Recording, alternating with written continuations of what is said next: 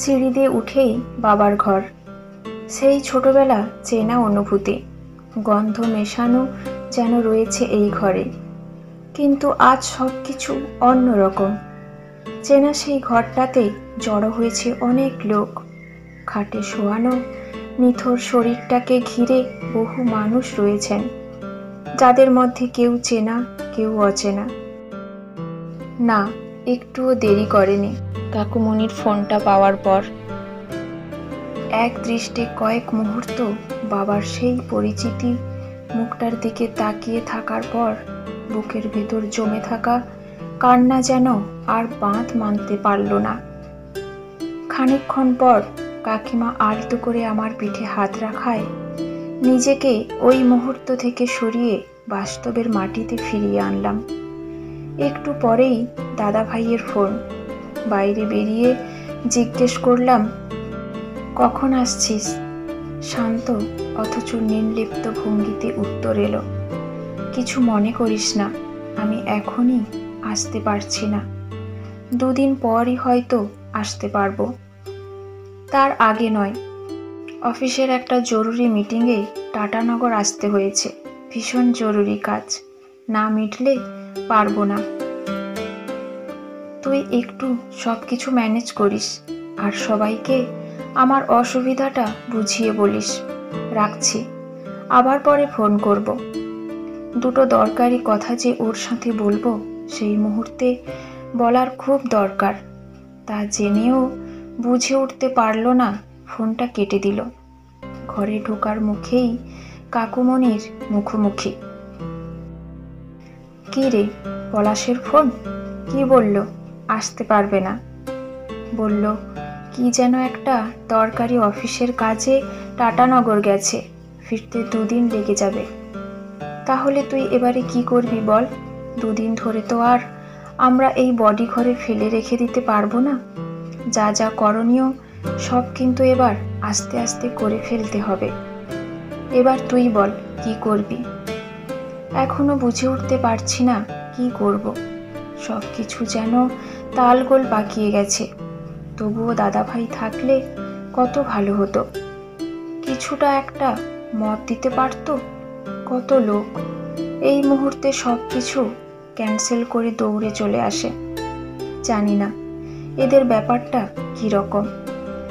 ছোটবেলা থেকেই আমাদের বাবাই সব। মা খুব ছোটবেলায় মারা যাওয়ার পর বাবাই আমাদের সব কিছু দেখাশোনা করত। কিন্তু দাদার ওপর যেন বাবার একটা অদ্ভুত ধরনের ভরসা ছিল। খুব ছোটবেলায় সবাই যখন আমাকে জিজ্ঞেস করত, এই তোর বাবা তোকে বাংলা মিডিয়ামে আর দাদাকে ইংলিশ মিডিয়ামে পড়াচ্ছে কেন রে? আমি অতটা বুঝতাম না। বাবাকে জিজ্ঞেস করলে বাবা বলতো, আসলে ও তো ছেলে, বড় হয়ে চাকরি বাকরি করতে গেলে কাজকর্ম, কথাবার্তা সমস্ত কিছু ইংলিশে করতে হবে, তাই ওকে ইংলিশ মিডিয়ামে ভর্তি করেছি। পরে যখন বড় হয়েছি তখন এই কাজগুলোর মধ্যে যে একটা বিশেষ ধরনের প্রচ্ছন্নতা রয়েছে সেটা বুঝতে পেরেছি। ভীষণ কষ্ট পেয়েছি, হয়তো মুখ ফুটে কিছু বলতে পারিনি, কিন্তু বুকের ভিতর জমে থাকা অভিমান ক্রমশ শক্ত পাথর হয়েছে, তরল হয়ে বুক থেকে নেমে আসতে পারেনি। আমি বিটেক পরীক্ষার শেষ মুহূর্তে প্রিপারেশন নিচ্ছিলাম। হোস্টেলে যখন শুনলাম পরশুদিন বাবার বিকেলের দিকে একটু বুকে ব্যথা হচ্ছে, ডাক্তার দেখানোর ব্যবস্থা করতে বলি। পরে সুস্থও হয়ে যায়। এমনিতে বেশ শক্ত ছিল, সকাল বিকাল 2 বেলাই হাঁটা চলা করত, দোকান বাজার সব কিছু নিজে হাতে করত। বয়সকালে যেরকম অসুখ বিসুখ করে সেরকম হয়তো মাঝে মধ্যে হতো, তবে প্রথম স্ট্রোক, তাও আবার মেজর। কোনো মতেই তা এক মুহূর্তের জন্য কল্পনাও করতে পারিনি। নিকট আত্মীয় যারা রয়েছেন তারা সবাই প্রায় চলে এসেছেন।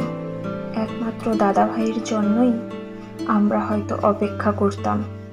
কিন্তু ও যখন নিজে ফোন করে আসতে পারবে না জানিয়ে দিয়েছে, তখন আমাদের আর কিছু করার নেই।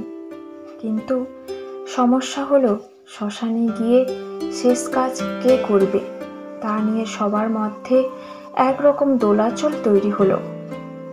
আমার মুখের দিকে তাকিয়ে যখন সবাই জানতে চাইল আমি মেয়ে হয়ে রাজি আছি কিনা, এক মুহূর্ত না ভেবেই উত্তর দিলাম, আমি রাজি, আমার কোনো অসুবিধা নেই। এর আগে কখনো শ্মশানে আসিনি, প্রথমবার এলাম, তাও আবার নিজের বাবার কাজে। অদ্ভুত রকমের অনুভূতি হতে লাগলো। চারিদিকের পরিবেশের সাথে নিজেকে গুলিয়ে ফেলতে ভীষণ অসুবিধা হচ্ছিল।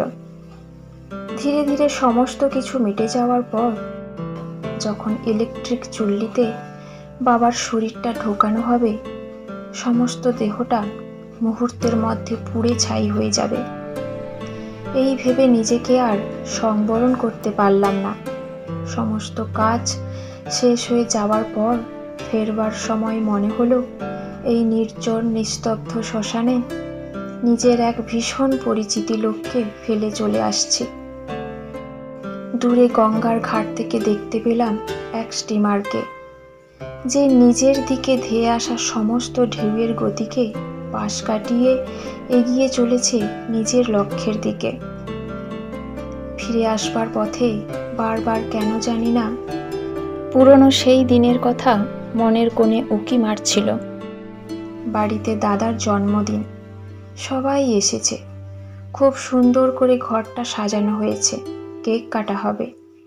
বাবাকে যতই জিজ্ঞেস করি তুমি দাদার জন্মদিন করো অথচ আমার জন্মদিন পালন করো না কেন, বাবা হেসে উত্তর দিয়েছিল, দাদা তো বড় ছেলে, আমার যখন বয়স হয়ে যাবে ও তখন আমাকে দেখবে, কোনো কিছু দরকার হলে দৌড়ে এসে করে দেবে, আর তুই তো মেয়ে, বিয়ে হয়ে গেলে শ্বশুরবাড়ি চলে যাবে, পর হয়ে যাবে। সন্ধ্যার সমস্ত নির্জনতাকে ফুৎকার উড়িয়ে যেন দূর থেকে একটা আওয়াজ কানে ভেসে এলো, বলো হরি, হরি বল।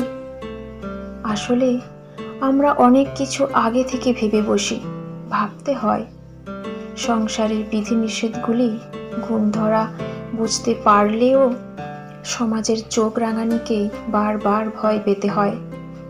না হলে যাকে যে মুহূর্তে সবচেয়ে বেশি প্রয়োজন হয় সে কেন দূরে দূরে থাকে, আর যাকে সব সময় সীমানার বাইরে সরিয়ে রাখা হয়েছে তাকে কেন সেই মুহূর্তে সব থেকে আগে সবার দরকার হয়।